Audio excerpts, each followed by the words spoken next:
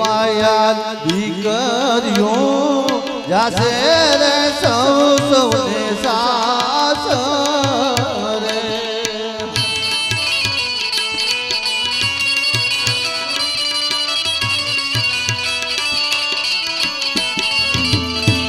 હે નથી આપણે ગાદી કેરો વારસદાર નથી થોડાનો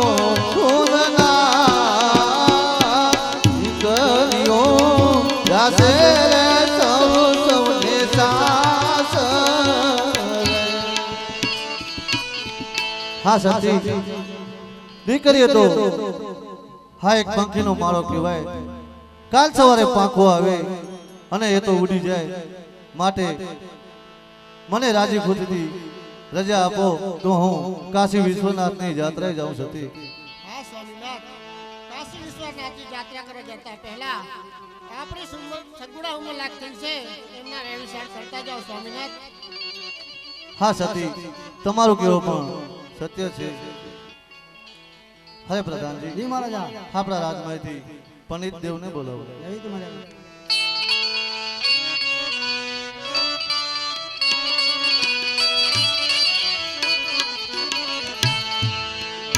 પ્રધાન રે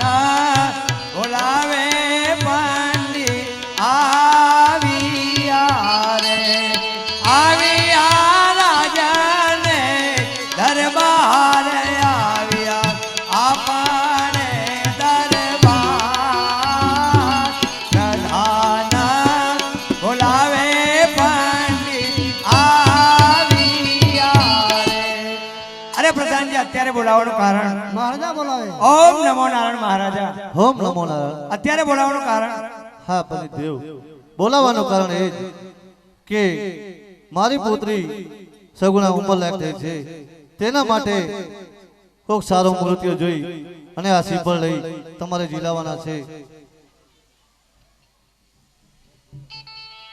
હા પંડિત દેવ આ શ્રીફળ લઈ देश जाजो प्रदेश जाजो पर एक पिंगलगढ़ पादर न जाता केवी महाराजा ની આજ્ઞા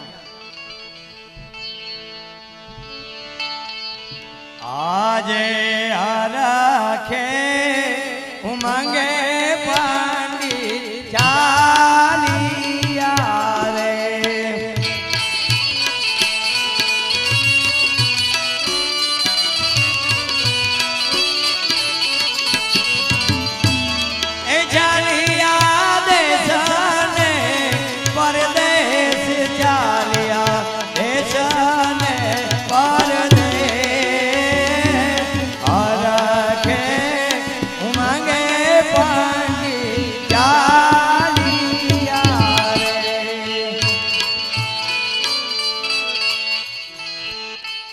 अरे मारवे में फरियो पंडित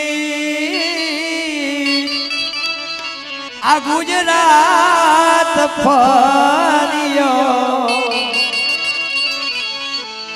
आ सगुणारो घर वरना मिलियो जी मारवे में फरियो पंडित गुजरात फरियो गुजरात फरियो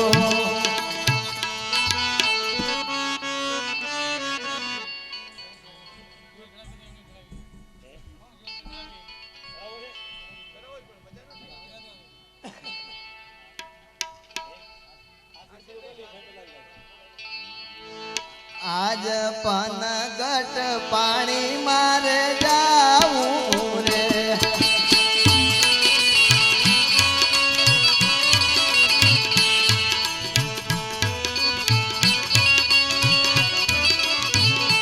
मारा बेडला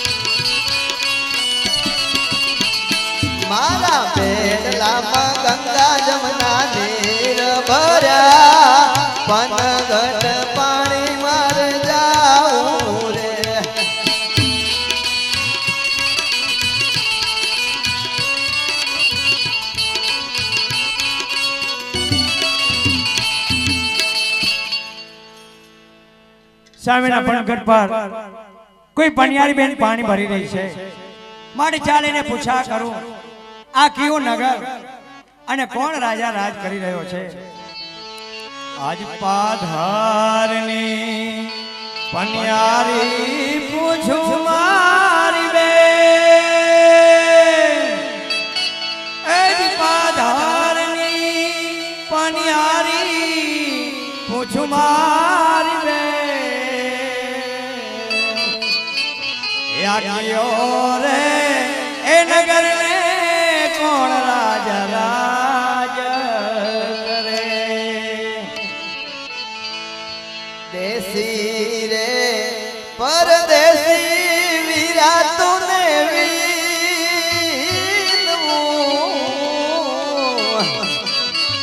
આપું મારા રાજ તણી ઓળખાણ આપું દેશ તણી ઓળખાણ પિંગળગઢ નગરી ને પટિયાર રાજ કરે. વાહ બેન વાહ. હું જ્યારે નીકળ્યો હતો ત્યારે અજમલ રાજાએ કીધું હતું કે પંડિત દેશ જજો પરદેશ જજો પણ ભૂલે ચૂકે પિંગળગઢના પાદરે કદાપી ન જશો.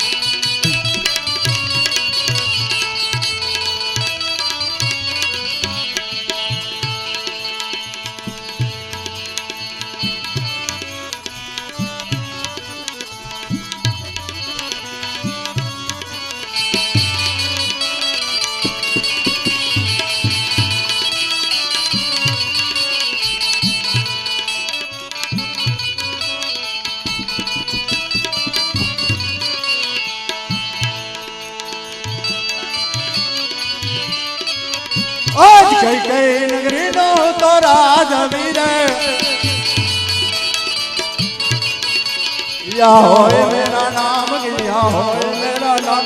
आज कई कई नगरी नो तो राज वीरे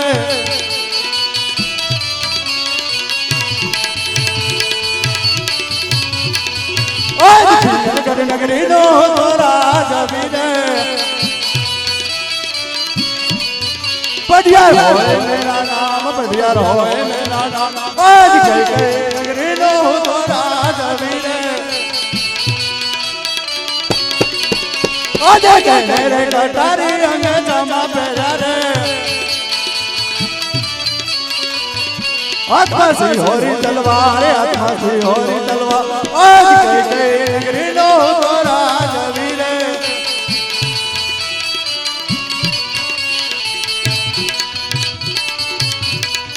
आज राजा ना बोलावे बदना वजोरे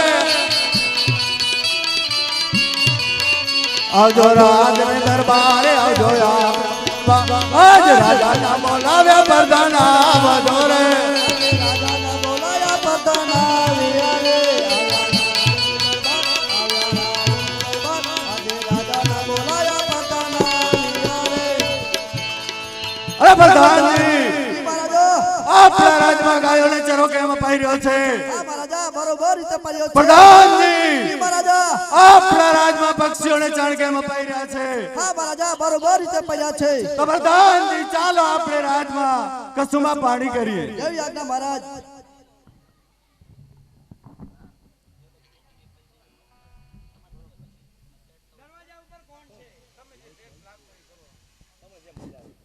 દરવાજા ઉપર કોણ છે. રાજાનું પ્રધાન. અરે પ્રધાનજી મહારાજ મહારાજાને કહો કે એક પંડિત તમને મળવા માંગે છે. અરે મહારાજ બાર એક પંડિત મળવા માંગે છે. હા પ્રધાનજી એને ઘણી ખુશીથી અંદર આવવા દો. હા પંડિત ઘણી ખુશીથી આવી શકો છો. ઓમ નમો નારાયણ મહારાજા. ઓમ નમો નારાયણ પંડિતજી બોલો ક્યાંથી આવો છો અને શા કાજે આવી રહ્યા છો. હા મહારાજા હું પોકરણગઢના રાજા અજમલ. અરે પોકરણગઢ એમના પુત્રી સગુણાબેનના લીલુડા નારિયેળ લઈ આજે તમારા રાજ્યની અંદર આવ્યો છું મહારાજ. અરે પંડિત, આ પટિયાર ને અને અજમલ ને 14 વર્ષના વેર અને 20 વર્ષના બોલે ચાલી રહ્યા છે. માટે જે રસ્તે આયા છો તે રસ્તે પાછા ચાલ્યા જાઓ. હા મહારાજ, આમ ગરમ થવામાં કોઈ ફાયદો નથી. પેલા શાંતિપૂર્વક મારી વાત સાંભળો અરે મહારાજ. પંડિત, આ પટિયારની તલવાર જ્યાં લગી મ્યાન છે ત્યાં લગી જે રસ્તે આયા છો તે રસ્તે પાછા ચાલ્યા જાઓ, નકર આ પટિયાર ને બ્રહ્મ હત્યાનો પાપ લાગશે. આવું કદાપી નહીં બને મહારાજ.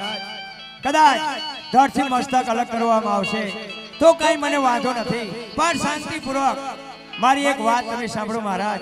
કા દીકરી દીધે વેર વરે, કા દીકરી લીધે વેર વરે મહારાજ. આમ ઉગ્ર સભામાં કોઈ ફાયદો નથી. હા પંડિત, તમારી કેવી વાત પણ સત્ય છે. અજમલ એક પુત્રીનો પિતા છે અને આ પટિયાર એક પુત્રનો પિતા છે. આ બાજી પટિયારના હાથમાં રહેશે. મારા પ્રધાનજી જી મહારાજ, રાજમાહિતી પ્રતાપસિંહ ને બોલાવો. એવી આજ્ઞા મહારાજ. આજે પ્રધાન બોલાવે પ્રતાપ આવજો રે, આવજો રાજની દરબાર, આવજો રાજની દરબાર. આજે પ્રધાન બોલાવે પ્રતાપ આવજો રે.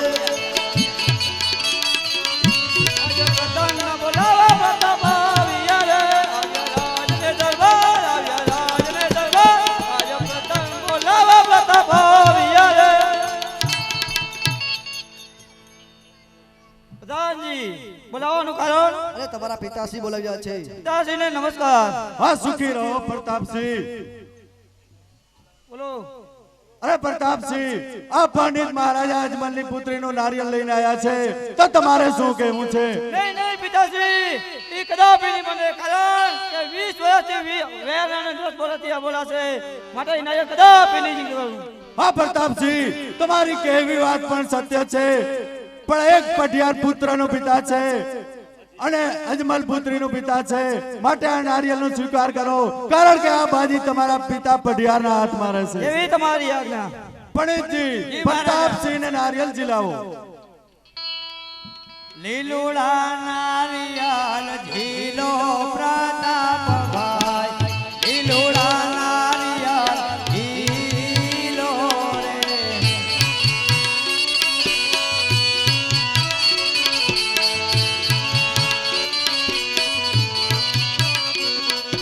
પંડિત ઝીલાવે ઝીલો પ્રતાપભાઈ, પંડિત ઝીલાવે ઝીલો રે.